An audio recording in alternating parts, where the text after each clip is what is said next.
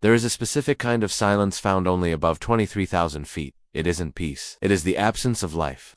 On the morning of May 13, 1998, on the high slopes of Dhaulagiri, the seventh highest mountain on Earth, that silence was deafening. A violent storm had just hammered the Himalayas, a tempest capable of shredding nylon and freezing blood in seconds. When the winds finally died down, a team of Italian climbers pushed upward, toward Camp 2.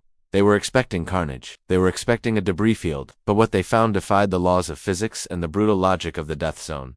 Sitting amidst the endless white was a single tent. It was standing perfectly upright. The fabric wasn't torn. The poles weren't bent. It looked pristine, untouched by the chaos of the night before. But the radio calls had gone unanswered for 2 days. Something was wrong. When the Italians unzipped the fly, the scene inside offered no immediate answers, only a chilling paradox. Lying on the floor was Chantal Mauduit, one of the most famous female climbers of her generation. Her neck had been snapped clean, a catastrophic trauma usually reserved for high-velocity falls or crushing rock slides. Beside her lay her Sherpa partner, Shearing, appearing peaceful, as if he were simply sleeping. There were no signs of a struggle, no blood spatter, no collapsed roof, just a broken woman and a silent man inside a shelter that should have protected them, or been destroyed along with them. How does a climber sustain a fatal, violent impact inside a tent that remains standing? The mountain offered no witnesses, and the silence returned, heavier than before. But the moment her name was whispered across the radios, the tragedy became something else entirely. It became a dark fulfillment of a nickname that had haunted her for years. They called her the Black Widow of mountaineering. To the public, she was the French celebrity in bright spandex and flower-painted oxygen masks. The woman who climbed 6 8,000ers without bottled oxygen, but to the hardened elite of the climbing world, she was a figure of controversy, shadowed by rumors of recklessness, abandoned rescuers, and a trail of misfortune that seemed to hurt everyone around her except her. Welcome to K2 Stories. Today, we are not just analyzing a climbing accident, we are dissecting the life and death of the most polarizing woman to ever step foot in the death zone. Before we unravel the physics of that tent on Dhaulagiri, we have to understand the chaotic path that led her there. Make sure you're subscribed, because the air is about to get very thin. The anomaly in spandex. To understand the mystery of her death, we must first understand the paradox of her life. In the early 1990s, high-altitude mountaineering was a grim, ascetic pursuit. It was a world dominated by hardened men with frostbitten beards, military-grade discipline, and a philosophy that treated the mountains as a battlefield. It was a monochromatic world of gray rock, white snow, and black frostbite. And then, there was Chantal Mauduit. She didn't just climb, she performed. She arrived at base camps like a splash of Technicolor paint on a blank canvas. She climbed in bright purple spandex. She painted flowers on her oxygen masks she rarely used. She carried a stuffed goose mascot named Gans to the roof of the world. She was unapologetically feminine, French, and flamboyant. The media loved her. Magazines like Outside in Paris Match framed her as a breath of fresh air, a poet of the peaks who climbed for love, not war. But this celebrity persona masked a dangerous reality. Chantal was climbing the same 8,000-meter peaks as the hardened veterans, but her approach was terrifyingly casual. She was attempting to conquer the death zone, that altitude above 26,000 feet, where the human body actively begins to die, without the rigorous logistical safety nets that kept others alive. By 1992, her ambition had locked on to the ultimate prize. Not Everest, which was already becoming a commercial highway, but K2. K2 is the savage mountain. It is steeper, colder, and technically far more difficult than Everest. For every 4 climbers who reach the summit, 1 dies trying. It is a pyramid of ice and rock that demands absolute precision. To climb K2 without supplemental oxygen is a physiological gamble that teeters on the edge of suicide. In the thin air, the brain swells, the lungs fill with fluid, and judgment evaporates. On August 3, 1992, Chantal rolled the dice. She pushed through the bottleneck, a terrifying couloir under a hanging glacier, and stepped onto the summit. She had done it. She was the 4th woman in history to stand atop the savage mountain. She planted her ice axe, took her photos, and celebrated. It was a moment of pure triumph. But the mountain always collects its toll. The summit is only the halfway point. The blind descent. As Chantal began her descent, the physics of the atmosphere turned against her. At that altitude, the ultraviolet radiation is brutal. The atmosphere provides almost no shielding from the sun, and the snow reflects nearly 80% of the UV rays back upward. Climbers wear glacier glasses with heavy filters for a reason. But Chantal, perhaps in the euphoria of the summit, or due to equipment failure, had exposed her eyes to this radiation. It's called photokeratosis blindness. Essentially, the sun burns the corneas of your eyes. It is not a gradual dimming. It is a gritty, agonizing blindness, often described as having handfuls of hot sand rubbed into your eyes. High on the Abruzzi spur, thousands of feet above safety, Chantal's world dissolved into a painful white haze. She couldn't see her feet, she couldn't see the anchors. She was effectively trapped in the death zone, blind and disoriented. A solo climber in that condition is a dead climber. The cold was setting in, and her body was eating its own muscle tissue for energy. She was moments away from becoming a permanent fixture on the mountain. Below her, two American legends were ascending, Ed Viesturs and Scott Fisher. If you know anything about climbing history, you know these names. Ed Viesturs is a machine, methodical, cautious, and arguably the strongest American high-altitude mountaineer of all time. Scott Fisher was the cowboy, strong, wild, and incredibly tough, the same Scott Fisher who would tragically perish on Everest 4 years later. They were on their own push for the summit. They had trained for years for this moment. They were acclimatized, focused, and moving with the efficiency of predators. Then they saw the figure stumbling above them. It wasn't a climber moving with purpose. It was a person flailing. When they reached Chantal, the situation was immediately clear. She was incapacitated. She was screaming in French, clinging to the fixed ropes, unable to navigate the technical rock steps. Viesturs and Fisher faced a moral calculus that haunts every high-altitude climber. They were close to the top. The weather was holding. If they stopped to help her, they would burn their energy reserves. They would miss their summit window. They would have to turn their backs on the dream they had sacrificed everything for. In the death zone, altruism is a luxury that often costs your life. They didn't hesitate, not for a second. They abandoned their climb, the rescue, and the silence. The rescue was a nightmare of physical exertion. Lowering a blind, exhausted climber down the steep, icy face of K2 is technically excruciating. You have to place her feet for her.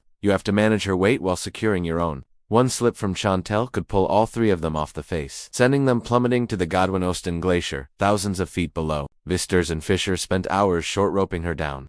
They fed her, they hydrated her, and they essentially carried her emotional and physical weight down the mountain. By the time they dragged her into the safety of the lower camps, the Americans were shattered. They were physically depleted and mentally fried. They had saved a life, but the cost was their own expedition. They returned to base camp empty-handed, their summit bit over. In a normal story, this is where the tearful reunion happens. The survivor, overwhelmed with gratitude, embraces her saviors. The bond forged in fire lasts a lifetime. But K2 is not a normal place, and Chantal Mauduit was not a normal survivor. That night at base camp, the air was filled with the sound of laughter. Ed Viesturs lay in his tent, his body aching, his mind processing the loss of the summit. Outside, he heard a party. It was Chantal. She was in the mess tent with a group of Russian climbers, drinking, laughing, and recounting her glorious summit. She was celebrating the victory. Viesturs and Fisher waited. They assumed she would come by. A nod, a handshake, a simple thank you for dragging her back from the abyss. She never came. She never acknowledged them. In her public recounting of the climb, the rescue was glossed over, treated as a minor detail, or omitted entirely. She framed the descent as difficult but manageable. The two men who had risked their lives to bring her down were reduced to background characters in the movie of her life. This was the moment the Whisper Network ignited. In the tight-knit fraternity of high-altitude climbing, reputation is currency. If you are strong, you are respected. If you are safe, you are trusted. But if you are ungrateful, that is a sin that sticks. Climbers began to look at Chantal differently. They saw the pattern. She pushed too hard, got into trouble, relied on the strength of men to bail her out, and then took the credit for the summit while discarding the saviors. It was parasitic behavior disguised as female empowerment. The nickname began to circulate in the mess tents and the bars of Kathmandu. They called her the Black Widow. The implication was brutal. She mates with the mountain, and the males around her get eaten alive. The tragic irony is that Ed Viesturs, the man she snubbed, was a man of immense patience. He wrote it off as altitude sickness, or perhaps the delirium of hypoxia.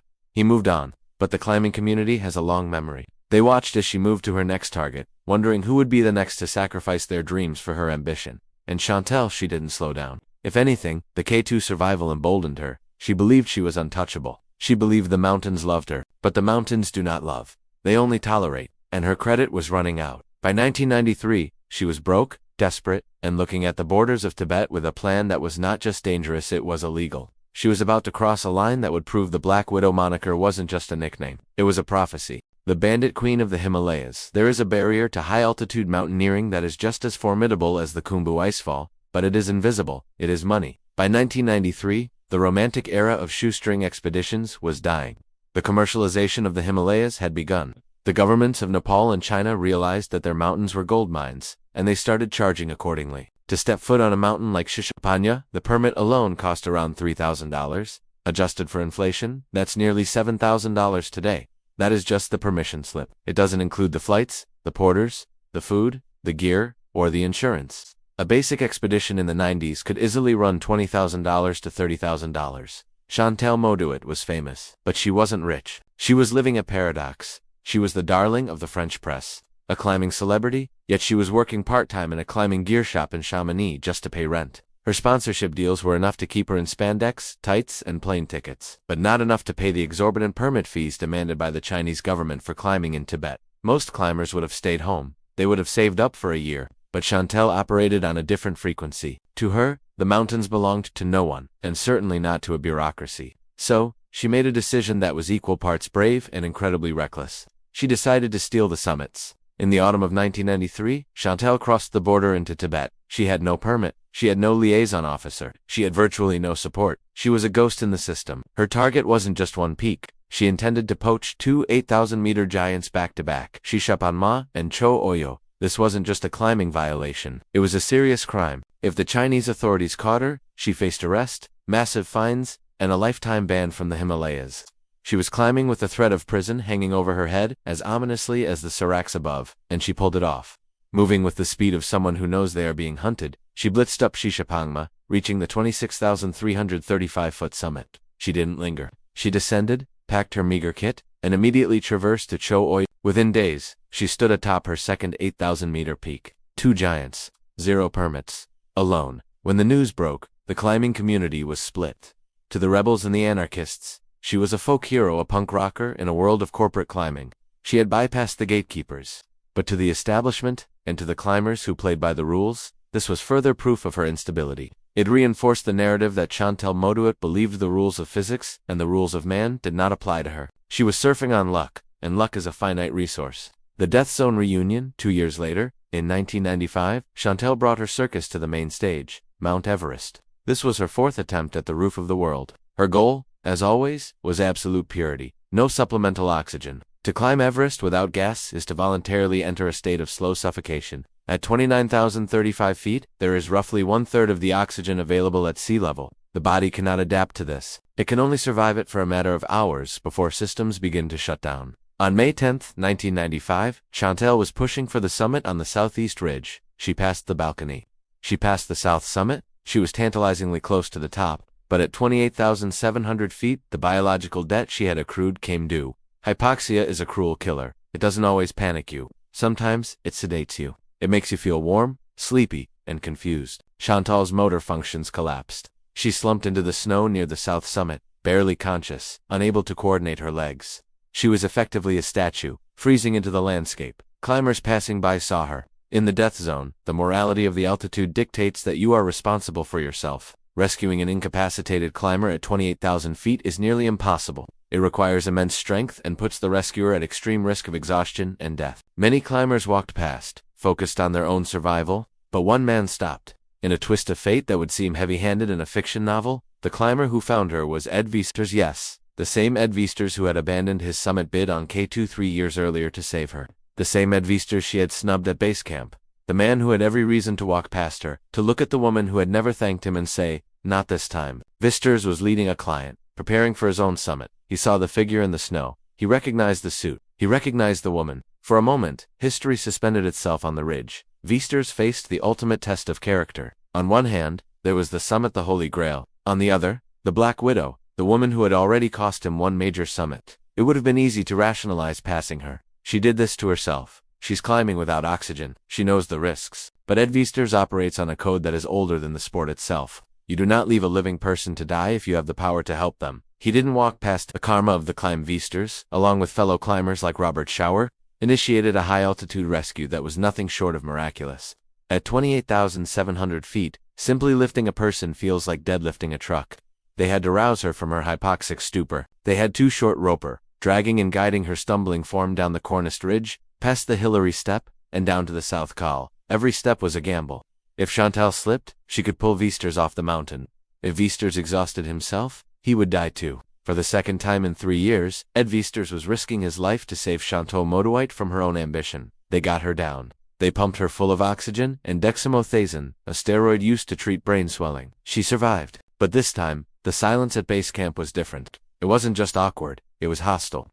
The news of the second rescue spread like wildfire. The Black Widow nickname wasn't whispered anymore, it was spoken openly. The narrative solidified. Chantal creates disasters, and men clean them up. Critics pointed out a disturbing pattern. She wasn't just unlucky, she was pushing the envelope of safety so far that she was inevitably crashing, relying on the safety nets provided by stronger, more prepared male climbers. She was drafting off their strength. She was climbing without oxygen, not because she was strong enough to do so safely, but because she knew consciously or subconsciously that if she failed, someone like Ed Viesturs would be there to catch her. And yet, Chantal remained seemingly oblivious to the dark cloud forming over her reputation. She recovered, smiled for the cameras, and continued her quest. She didn't see herself as a liability. She saw herself as a warrior, battling the elements. She dismissed the criticism as jealousy or sexism. After all, she was the woman conquering the world's highest peaks. Why should she apologize for surviving? But survival has a price. You can only withdraw from the bank of luck so many times before the account freezes. She had survived K2. She had survived the illegal climbs. She had survived Everest. She was invincible. Or so she thought. But the mountains are patient. They don't care about your press clippings. They don't care about your confidence. They simply wait for a mistake. And in 1996, on Lhotse, the fourth highest mountain in the world, the controversy would shift from did she survive to did she lie. The Lhotse expedition would become the turning point where admiration turned to suspicion, and once again, Ed Viesturs would be the witness to her unraveling. But this time, he wouldn't be saving her. He would be watching her, and what he saw didn't see would cast a shadow over her legacy that remains to this day. The Phantom Summit reputation in the high Himalayas is built on a foundation of trust. You trust your partner to hold the rope, and the community trusts you to tell the truth. In the spring of 1996, Chantal Mauduit returned to the Himalayas to climb Lhotse, the fourth highest peak in the world. Connected to Everest via the South Col, Lhotse is a jagged spire of rock and blue ice, a fortress that offers no easy way up. Chantal's objective was consistent with her brand: solo, no oxygen. If she succeeded, she would be the first woman in history to summit Lhotse without bottled air. It was a headline-grabbing goal. On May 10, 1996, a date now infamous for the into thin air disaster happening just next door, on Everest, Chantal made her push. She returned to camp, claiming victory. She told the world she had stood on the summit. The French media celebrated. But at base camp, the mood was skeptical. Chantal had no summit photos, cardinal sin in modern mountaineering. Her camera, she claimed, had failed, or she simply hadn't taken the shot. And then, the ghost of her past emerged from the mist. Ed Viesturs was also on Lhotse that day. Viesturs, methodical as ever, filed a report with Elizabeth Hawley, the legendary chronicler of Himalayan climbing who served as the unofficial judge of all summits. Viesturs claimed he was watching Chantal from below. He stated that he saw her reach a point high in the couloir, stop, and then turn around. In his professional estimation, she never reached a true summit. He told Hawley, "It is out of character that she turns back." He wasn't calling her a liar out of malice. He was suggesting that perhaps, in her hypoxic state, she believed she had summited when she hadn't, or worse, she knew she hadn't, but needed the wind to keep the sponsors happy. It was a he said, she said played out at 27,000 feet, because there was no definitive proof that she didn't make it. Elizabeth Hawley eventually accepted Chantal's claim. The record book lists her as successful, but in the eyes of the elite climbing fraternity, an asterisk was etched next to her name. The whispers grew louder. Was she a pioneer, or was she a fraud? Was the Black Widow now spinning webs of deceit? The White Mountain. By 1998, Chantal Mauduit was 34 years old. She had conquered 6 of the 14 8,000-meter peaks. She was chasing the ultimate record, to be the first woman to climb all 14. Her next target was Dhaulagiri, known as the White Mountain, is a massive, hulking giant in western Nepal. It is the 7th highest mountain on Earth, at 26,795 feet. It is famous for its sudden, violent storms and its high avalanche risk. It does not suffer fools. Despite the controversies, Chantal arrived at base camp in high spirits. If the pressure of the rumors was weighing on her, she didn't show it. She was climbing with Sherpa, a man of immense skill and quiet dignity. Unlike the Western climbers who often viewed Sherpas as employees, Chantal viewed Shearing as a true partner. They shared a tent, shared meals, and shared the risk. At base camp, Chantal was her usual vibrant self. While other teams huddled in their tents, obsessing over weather charts, Chantal was hosting dinner parties. She had her stuffed goose, Gans, sitting on her pack. She greeted grim-faced alpinists with kisses on both cheeks. She was the color in a black and white world. And, as if scripted by a dark cosmic playwright, Ed Viesturs was there too. For the third time in her career, Chantal Mauduit and Ed Viesturs were on the same mountain at the same time. The man who saved her on K2, who saved her on Everest, and who questioned her on Lhotse, was now watching her prepare for Dhaulagiri.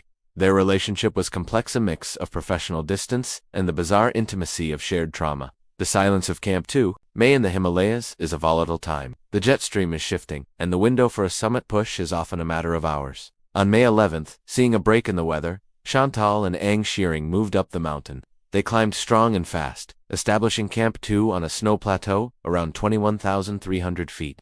This wasn't the death zone yet, but it was high enough that a mistake or a storm could be fatal. They dug a platform into the snow, set up their tent, and settled in to wait for the final weather window that would allow them to dash for the summit. They radioed base camp. They were safe, they were warm, they were optimistic.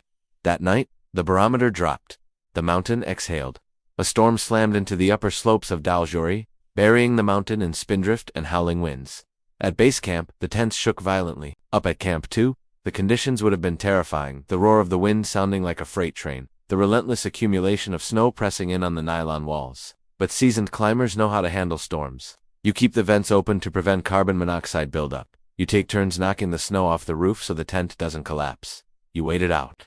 May 12th dawned cold and gray. The radio at base camp crackled to life, calling for Camp 2 Chantal Ang Shearing. Over static. Hours passed. Climbers at base camp tried again and again. Silence is not uncommon in the mountains. Batteries die. Radios freeze, but a prolonged silence after a heavy storm triggers a primal alarm in every mountaineer's gut. By the morning of May 13th, the silence was no longer ambiguous. It was a scream. The impossible scene. A team of Italian climbers, who were acclimatized and ready, volunteered to push up to Camp 2 to investigate. They moved slowly through the fresh, deep snow, their lungs burning, their eyes scanning the white expanse for any sign of life. As they crested the ridge and Camp 2 came into view, they stopped. They expected to see a flattened tent, buried under an avalanche. They expected to see a shred of nylon flapping in the wind, the remnants of a camp blown off the mountain. Instead, they saw the tent. It was standing, it was perfectly pitched. The snow around it was smooth, reshaping itself in the wind. It looked peaceful. It looked wrong. The Italians approached cautiously. They shouted Chantal's name. No answer. They unzipped the vestibule. The air inside was cold and stale. Inside, the scene was a tableau of horror that made no logical sense. Chantal Mauduit was lying on her back. Her neck was clearly, grotesquely broken. The angle was unnatural. Immediate death. Next to her lay Ang Shearing. He was curled up, looking for all the world like he was taking a nap. There was no blood on him, no broken bones, no sign of trauma. The tent poles were not snapped. The fabric was not ripped. The stove was off. The Italians backed out of the tent, zipping the tomb shut. They radioed down to base camp, their voices trembling. They are gone. Both of them. The news hit base camp like a physical blow. But as the grief settled, the confusion took over. How does a woman break her neck inside a tent that isn't crushed? How does a Sherpa die without a scratch next to her? The theories began to fly immediately. Was it a murder? Had they gotten into a fight? That was dismissed instantly. Chantal and Shearing had a great relationship, and the physics didn't add up. Ed Viesturs, hearing the news, offered a grim theory. Carbon monoxide. He suggested that maybe they were cooking with the vents closed. The colorless, odorless gas lulled them to sleep. Maybe Chantal, in her final throes of asphyxiation, convulsed or fell in a way that snapped her neck. It was a reach, but it was an attempt to apply logic to the illogical. But Chantal's friends were furious at this suggestion. Chantal was a professional, they argued. She knew about ventilation, she preached safety. They refused to believe she died of a rookie mistake. So, what happened in that tent at 21,000 feet? The answer, when it finally came, would require a forensic understanding of snow, physics, and the terrifying randomness of the mountains. The Black Widow had met her end, but the mountain had one last twist to reveal. The invisible assassin. The autopsy performed in France confirmed the impossible. Chantal Mauduit's neck had been snapped, a clean break of the vertebrae. But the question remained. How? How does a woman sustain a car crash injury inside a tent that looks like it was just pitched? The answer lies in the terrifying physics of the Himalayas. The mountains are not static, they are crumbling. The official conclusion, and the only one that fits the forensic evidence, is the micro-avalanche theory, or more specifically, a falling block of ice. Imagine the scene. It is the middle of the night. The storm is raging. High above Camp 2, a piece of ice, perhaps no larger than a cinder block, breaks loose from or perhaps a heavy slab of wind-packed snow releases. It falls hundreds of feet. It strikes the tent with the precision of a sniper. It doesn't hit the poles. It hits the fabric directly above Chantal's neck. The flexible nylon of the tent doesn't tear. It stretches. It transfers 100% of the kinetic energy directly into Chantal's spine. Snap. She dies instantly, likely without ever waking up. And here's the haunting part. The tent poles, made of high-tech aluminum designed to bend in hurricane winds, simply flexed under the impact, and then sprang back up. The snow or ice that hit them slid off into the night, leaving no trace of the weapon. But what about Ang Shearing? If the impact missed him, why was he dead? This is where the silence of the mountain becomes truly heavy. The most likely explanation is that the same heavy snow that snapped Chantal's neck temporarily buried the tent, cutting off the ventilation. Or, in a cruel twist of irony, Ed Viesturs was partially right. With the tent buried or compressed by the slide, the oxygen levels plummeted, or the carbon monoxide from their breathing or a stove. If it had been running earlier, pooled in the small space, Shearing, lying right next to her, simply went to sleep and never woke up. He suffocated in the silence, leaving behind a body that looked untouched, fueling the mystery for decades. The legacy of the Black Widow Chantal Mauduit died at 34.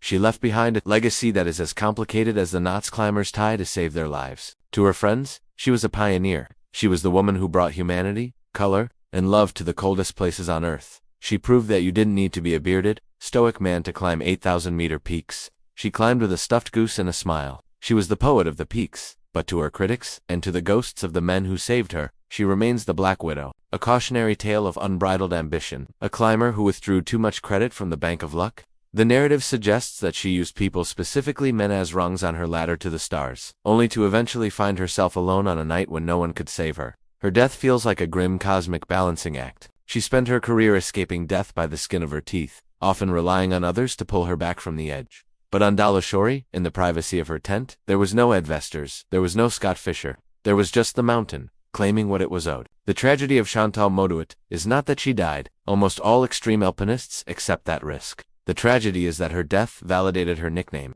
In the end, she took her partner with her, the Black Widow spun her final web, and the mountain closed the book. The price of the summit mountaineering is often romanticized as a battle between human and nature, but the story of Chantal Mauduit teaches us a harder lesson. The mountain is not your enemy, and it is certainly not your friend. It is a mirror. It reflects exactly who you are. If you are prepared, it reflects your strength. If you are reckless, it reflects your mortality. Chantal climbed with a boldness that bordered on madness. She achieved things that were deemed impossible. She stood on top of K2, Everest, and lots. She lived more in 34 years than most people do in 90, but she also left a trail of fractured relationships and unanswered questions. Was she a hero, a villain, or just a human being addicted to the thin air, flying too close to the sun until her wings finally melted? That is for you to decide. This is K2 Stories. We explore the thin line between glory and the grave. If you want to understand the psychology of the death zone, hit that subscribe button and turn on notifications. We have documentaries coming up on the tragedy of 2008 and the winter ascent of K2 that you do not want to miss. I want to hear from you in the comments. Put yourself in Ed Viesturs' boots. You are 1,000 feet from the summit of K2, a lifelong dream. You see a climber who has been reckless, who is in trouble. Do you turn around and save them, knowing they might never thank you? Or do you keep climbing and claim your glory? Glory or rescue? Make your choice below. Stay safe, and remember, the summit is optional. Getting down is mandatory.